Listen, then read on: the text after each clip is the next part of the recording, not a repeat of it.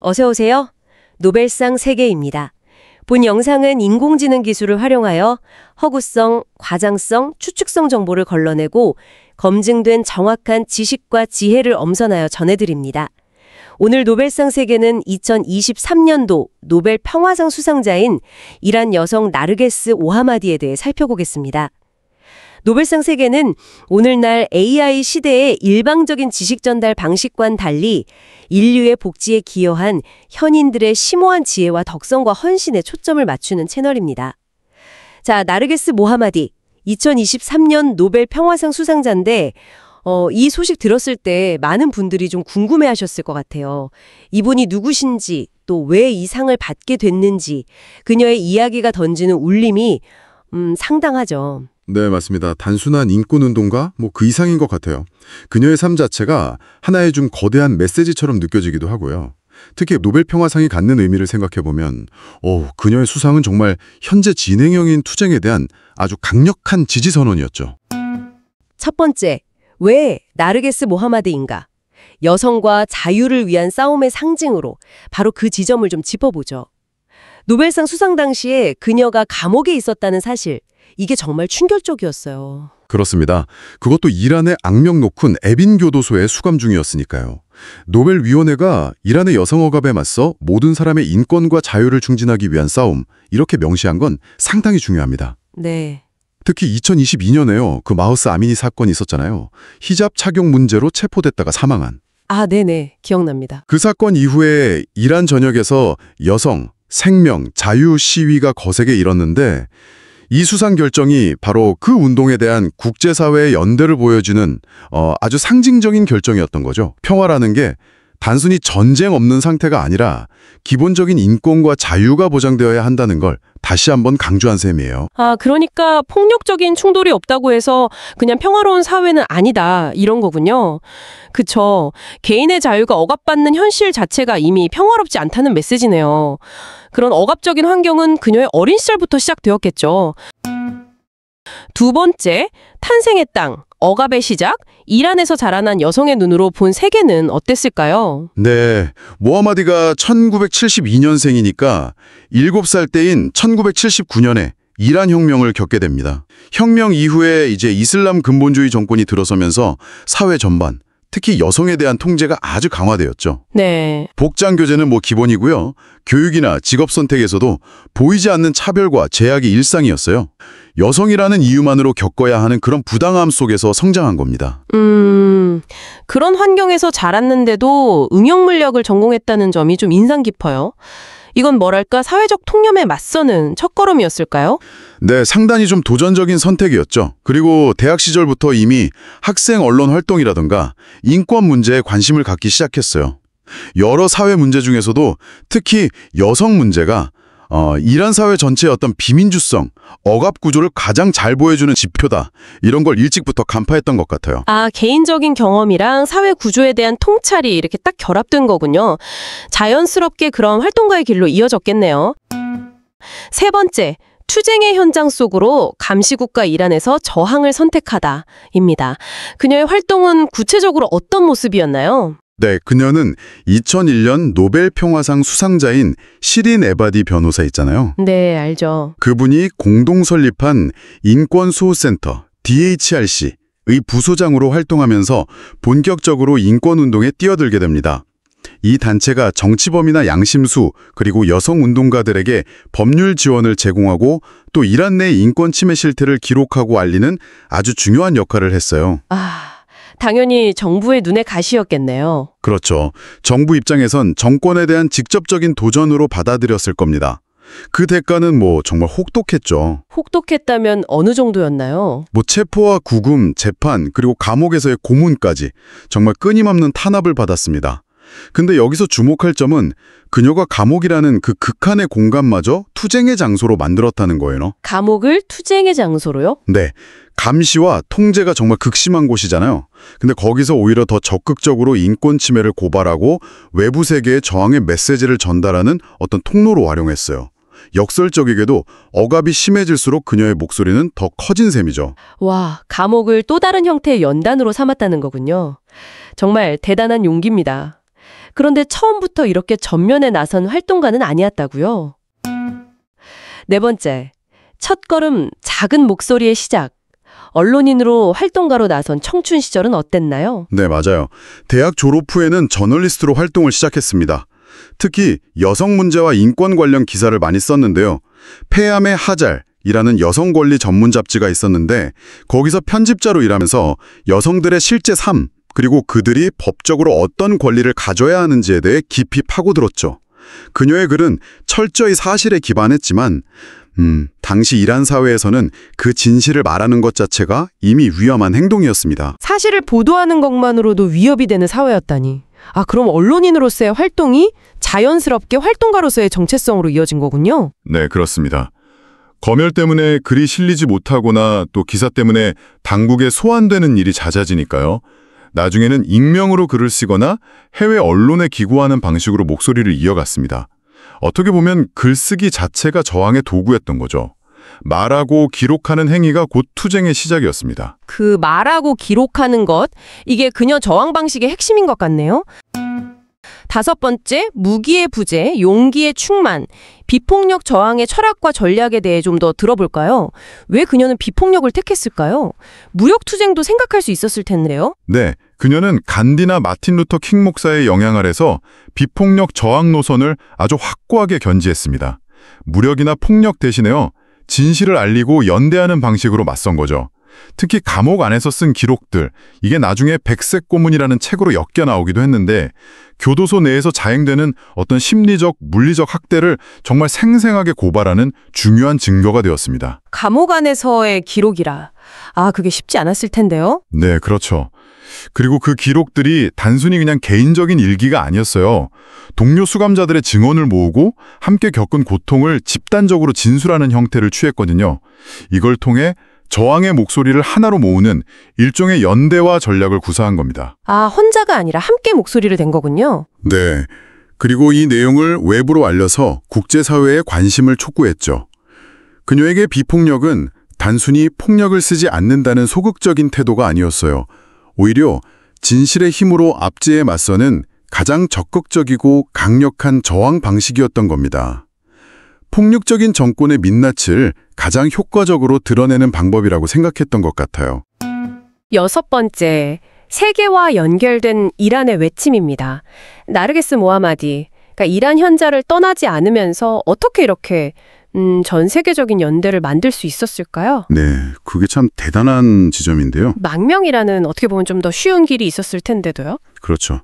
가장 위험한 곳에 남아서 직접 목소리를 냈다는 거, 그 진정성이 일단 국제인권단체들의 주목을 끌었던 것 같아요. 아, 진정성. 네, 물론 이들과 협력은 했지만 뭐랄까 외부 시선, 특히 서구 언론이 이란 여성운동을 너무 단순하게, 예를 들면 그냥 히잡 반대 운동, 이렇게만 보려는 시도에는 아주 비판적이었죠. 맞아요. 본질은 그게 아닌데 말이죠. 여성의 자유라는 게 히잡 너머에 있다. 이 국가의 어떤 통제 구조 자체를 봐야 한다. 이렇게 본 거군요. 정확합니다. 국제연대를 잘 활용하면서도 그 운동의 주도권, 서사는 절대 내주지 않으려고 했던 거죠. 이슬람에 대한 서구의 편견 같은 것도에도 맞서면서요. 네, 이슬람이 꼭 억압의 근거만 되는 게 아니다. 저항의 언어가 될 수도 있다. 이런 걸 보여주려고 했고요. 그렇군요. 그래서 그녀의 국제연대는 무슨 정치적 계산 이런 거라기보다는 고통의 보편성, 거기에 대한 믿음에서 시작된 것 같아요. 단순히 도움을 받는 게 아니라 네, 파트너로서 서로의 이야기를 먼저 경청해야 한다. 이걸 굉장히 강조했습니다. 이게 어쩌면 그녀가 제시한 새로운 국제 평화운동의 모델일 수도 있겠다 싶어요. 일곱 번째, 구조적 억압을 꿰뚫어는 윤입니다. 이런 국제연대를 잘 이끌어낼 수 있었던 배경에는 이런 사회의 억압 구조를 정말 깊이 이해하고 분석했기 때문에 아닐까 싶어요. 단순 활동가를 넘어서 사상가였다는 거죠. 네, 맞습니다. 특히 여성 억압이 그냥 문화적인 문제가 아니라 국가 권력을 유지하기 위한 아주 중요한 정치적 도구라고 본 거죠. 정치적 도구요? 네, 이거는 5가지 차원에서 분석했어요. 첫째는 법률 체계 자체의 차별성, 여성 증언의 가치를 남성의 절반으로 본다거나 이혼이나 양육권이 남성 중심인 거. 아, 법부터가 그렇군요. 그렇죠. 둘째는 종교의 정치화, 히잡 강제 같은 그 사실은 종교의 이름으로 포장된 국가 통제 욕망이라는 거고요. 셋째는 공포 정치의 구조화. 사람들이 스스로 검열하게 만드는 내면화된 감시 같은 거요. 아, 무섭네요. 스스로 감시하게 만들다니. 그리고 넷째는 언론과 언어를 장악하는 것. 순결이나 도덕 같은 단어들을 통제 수단으로 사용하는 거죠. 마지막 다섯째는 폭력의 일상화. 성희롱이나 모욕 같은 게 그냥 개인의 문제가 아니라 체제가 조장하는 폭력이라는 겁니다. 와, 정말 체계적인 분석인데요. 그래서 단순한 정권 교체, 이걸 넘어서 사회 전체에 어떤 의식 변화가 필요하다. 그리고 그 변화는 여성들로부터 시작되어야 한다고 봤군요. 네, 이 분석은 사실 이란뿐만 아니라 다른 사회의 억압 구조를 볼 때도 시사하는 바가 큰 것 같아요. 8번째, 감옥이라는 전선입니다. 이런 날카로운 분석과 저항이 당연히 탄압을 불렀을 테고 그게 결국 감옥으로 이어졌죠. 13번 체포에 총 12년이 넘는 수감 생활이라니 정말 상상하기 힘든데요. 그렇죠. 근데 모하마디에게 감옥은 그냥 처벌받는 곳이 아니었어요. 투쟁의 최전선이었죠. 아, 최전선. 네. 그래서 단 한 번도 혐의를 인정하거나 감형에 동의한 적이 없다고 하죠. 진실을 왜곡할 수 없다는 어떤 윤리적 선택이었던 것 같아요. 대단하네요. 그 악명 높은 에빈 교도소, 거기서도 활동을 멈추지 않았습니다. 감옥 안에서 벌어지는 인권 침해를 계속 기록해서 외부로 알렸어요. 이른바 감옥 속의 저널리즘이라고 할 수 있겠죠. 감옥 속의 저널리즘이라. 네, 고문이나 의료 접근 차단, 독방 감금 이런 끔찍한 상황 속에서도 계속 글을 썼고 또 그것 때문에 추가형을 받기도 하고요. 아니, 감옥 안에서 다른 여성 수감자들하고 연대해서 단식 투쟁도 벌이고 처우 개선도 요구했다면서요. 네, 맞아요. 특히 여성 수감자들이 겪는 이중적인 억압들 이런 걸 고발했죠. 그러니까 감옥을 침묵의 공간이 아니라 오히려 진실을 말하고 연대하는 공간으로 만들어버린 거네요. 그렇죠. 철창 속의 저널리스트로서 그 목소리가 감옥벽을 넘어서 정말 세계의 양심야까지 가닿았다고 볼 수 있습니다. 9번째, 노벨 평화상의 충격과 파장입니다. 그렇게 감옥 안에서도 투쟁을 이어가던 그녀에게 2023년 정말 세계가 깜짝 놀랄 만한 소식이 전해지죠. 바로 노벨 평화상 수상. 아마 이 소식 듣고 다들 좀 놀라셨을 것 같아요. 네, 저도 굉장히 놀랐습니다. 특히 에빈 교도소에 수감 중일 때 발표가 됐다는 게 그 자체로 엄청난 메시지였죠. 그렇죠. 노벨위원회는 그녀가 여성 억압에 맞선 투쟁의 상징이고 특히 그 여성, 생명, 자유운동의 정신을 대표한다고 밝혔잖아요. 이건 이란의 현실을 국제적으로 고발하고 저항의 정당성을 부여한 아주 강력한 정치적 선언이었어요. 전 세계 지도자들이나 인권단체들은 당연히 환영하고 즉각 석방하라고 요구했고요. 반면에 이란 정부는 예상대로 내정 간섭이다, 반이슬람 선전이다 하면서 굉장히 격앙된 반응을 보였죠. 그랬군요. 하지만 중요한 건 이란 내부에서도 조용한 지지가 이어졌다는 거예요. SNS 같은 걸 통해서 소식이 퍼지면서요. 아, 내부에서도요? 네. 모하마드 본인은 가족을 통해서 이상은 이란의 모든 여성, 특히 이름 없는 자매들에게 바친다, 이런 메시지를 전했고요. 정말 감동적이었죠. 감옥에 갇힌 목소리도 세상을 울릴 수 있다는 걸 보여준 거네요. 희망의 상징이랄까요? 네, 정확합니다. 10번째, 수상 이후 더욱 날선 침묵의 외침입니다. 그런데 참 아이러니하게도 이 노벨상 수상이 그녀의 석방으로 이어지기는커녕 오히려 감시가 더 심해졌다고 하던데요. 맞습니다. 이란 체제 입장에선 이 노벨상에 어떤 국제적 방패가 될 거라고 생각하기보다는 오히려 이걸 보복의 빌미로 삼는 듯한 모습을 보였어요. 아, 오히려요? 네. 면회도 더 제한되고 수감 조건도 더 가혹해졌다고 하고요. 하지만 그녀는 여기서도 굴하지 않았습니다. 변호인을 통해서 편지를 내보냈는데 나는 침묵하지 않는다. 침묵은 폭력의 다른 이름이기 때문이다. 라고요. 와, 정말 강인하네요. 그 의지를 다시 한번 보여준 거죠. 지금도 그녀의 가족들이 밖에서 계속 목소리를 내고 있고 국제기구들도 압박을 하고 있죠. 네, 그렇습니다. 이란 내부에서도 소셜미디어를 중심으로 해서 그녀를 지지하고 기억하려는 움직임이 조용하지만 꾸준히 이어지고 있고요. 그러니까 물리적으로는 갇혀 있지만 어떻게 보면 그 비가시적인 존재 상태가 오히려 메시지를 더 강렬하게 만드는 면도 있는 것 같아요. 맞아요. 역설적이죠. 철창이 육체는 가둘 수 있어도 그 생각이나 언어, 또 연대의 힘까지는 막지 못한다는 걸 보여주는 것 같습니다. 침묵 속에서 그 틈을 비집고 나오는 목소리. 네, 그 연대의 힘이라는 게 참 대단합니다. 철창 너머에서도 멈추지 않는 그녀의 저항은 우리에게 정말 많은 질문을 던져주는 것 같습니다. 억압 속에서도 어떻게 저렇게 존엄을 지키면서 계속 목소리를 낼 수 있는 건지, 그 힘은 어디서 나오는 걸까요? 11번째, 남긴 유산, 살아있는 목소리들, 여성, 생명, 자유의 다음 세대.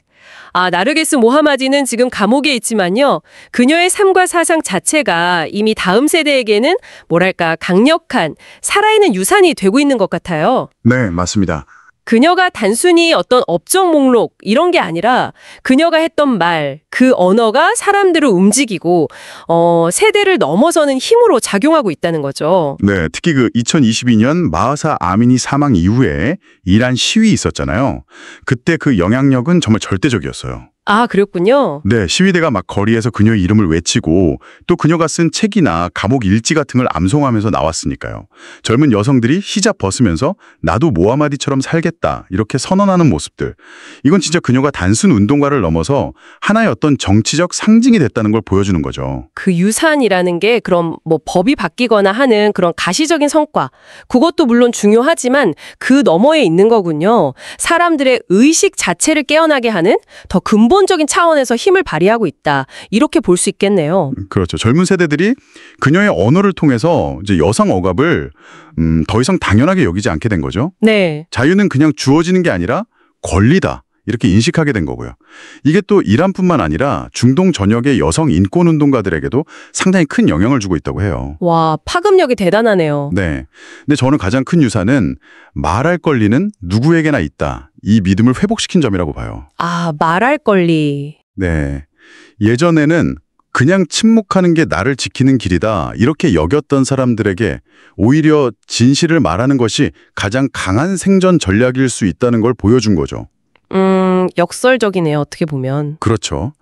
감옥이라는 그 물리적인 장벽조차도 의식의 연결까지 막을 수는 없다는 걸 증명한 셈이고요.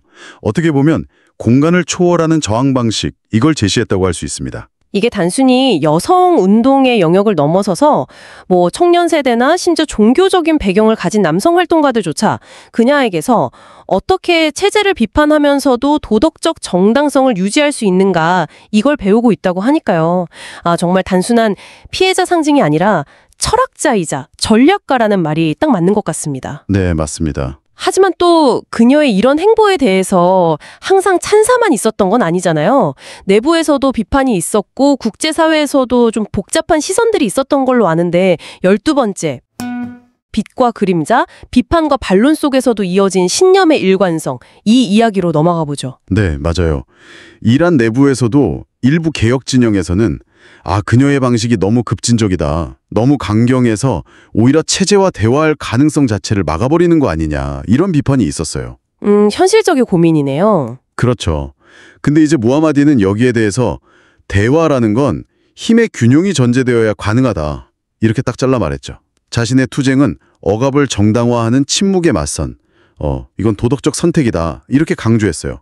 그러니까 비타협적인 신념은 지키되 또 전략은 유연하게 가져가려는 그런 모습을 보였다고 할 수 있습니다. 국제사회에서는 또 다른 목소리도 있었죠. 그녀의 활동이 혹시 반이슬람 정서에 이용될 수 있다, 이런 우려라던가, 아니면 노벨상 수상 자체가 좀 정치적인 거 아니냐, 이런 지적들도 있었고요. 네, 그 점에 대해서도 그녀는 아주 명확하게 선을 그었어요. 나는 신앙을 버리지 않았다. 하지만 그 신앙이 인간의 존엄성을 해치는 데 사용될 수는 없다. 이렇게요. 명확하네요. 네. 그러니까 종교와 인권이 대립하는 게 아니라 오히려 인권을 통해서 종교 본연의 가치를 되살리려는 입장인 거죠. 그리고 또 국외 주목을 받으려고 일부러 희생을 과시한다. 이런 비판도 했었는데 거기에는 나는 보여주기 위해 싸우는 게 아니다. 살아남기 위해 말하는 것이다. 이렇게 아주 일관되게 답했습니다. 어떻게 보면 스스로 실패할 수도 있고 또 오판할 수도 있다는 가능성 자체를 숨기지 않으면서, 그렇기 때문에 더더욱 투명하게 말해야 한다고 강조하는 모습에서 오히려 더 큰 진정성이 느껴지는 것 같아요. 그러니까 완고함이 아니라 투명함으로 신념을 지키고 또 성장시켜 온 거죠. 맞습니다. 자, 그렇다면 이런 그녀의 이야기가 지금 여기 우리에게 던지는 질문은 뭘까요? 13번째. 오늘의 우리에게 묻다 억압 속 자유를 말할 때 필요한 용기 이 부분으로 넘어가 보겠습니다. 네. 이 모하마디의 이야기는요. 이게 단지 이란 저 멀리 있는 나라 이야기가 아니에요. 그녀는 우리 모두에게 묻고 있는 거죠. 여러분에게 자유란 무엇인가? 또 당신은 지금 자유로운가? 그리고 더 나아가서 당신의 침묵은 정말 당신의 선택인가요? 아니면 혹시 학습된 공포의 결과는 아닌가요? 하고 말이죠. 듣고 보니까 그 히잡 문제가 단순히 옷의 문제가 아니라 한 개인의 존재 방식 자체가 외부로부터 규정당하는 그런 보편적인 문제랑 맞닿아 있다는 생각이 드네요. 그렇죠. 이게 우리 사회에서도 비슷하게 나타나잖아요. 뭐 직장에서 부당한 일을 겪어도 침묵한다거나 아니면 뭐 온라인 같은 데서 괜히 자기 검열하게 되는 그런 것들. 우리가 일상에서 마주하는 불편한 질문들을 다시 한번 떠올리게 만드는 것 같습니다. 네, 억압이라는 게 종종 정상성이라든가 사회적 합의라는 이름으로 포장돼서 침묵을 정당화하고 또 강요하죠. 맞아요. 근데 모하마드는 용기라는 게 뭐 두려움이 아예 없는 그런 특별한 사람의 자질이 아니라 두려움을 알면서도 진실을 선택할 수 있는가? 바로 이 문제라고 말합니다. 침묵이 곧 안전이라는 그 잘못된 믿음을 정면으로 깨뜨리는 거죠. 이게 민주주의 국가에 살고 있는 우리에게도 시사하는 바가 큰 것 같아요. 왜냐하면 오늘날의 권력이나 억압은 더 교묘해지고 있잖아요. 뭐 직접적인 탄압보다는 소외시킨다거나 무관심하게 만든다거나 아니면 스스로 자기 검열하게 만드는 형태로 나타나니까요. 네, 더 은밀해졌죠. 그렇죠. 억압은 침묵 속에서 가장 튼튼해진다는 그녀의 말이 어쩌면 침묵하고 있는 우리 모두에 대한 어떤 자각의 요청일 수도 있겠다는 생각이 드네요. 네, 그녀는 계속해서 우리에게 묻습니다. 당신은 어떤 장면에서 외면하고 있는가? 혹시 침묵을 습관처럼 여기고 있지는 않은가? 그리고 본질적으로 당신은 그저 안전하기를 원하는가? 아니면 진정으로 자유롭기를 원하는가? 이 질문들은 정말 우리 각자가 피할 수 없는 어떤 도덕적인 거울이 되는 것 같아요. 그녀가 남긴 이 깨어있는 언어를 우리 각자의 자리에서 책임져야 하지 않나 그런 생각을 합니다. 그렇다면 모하마디가 굴국적으로 추구했던 평화, 그 모습은 어떤 걸까요? 14번째, 진정한 평화는 무엇인가?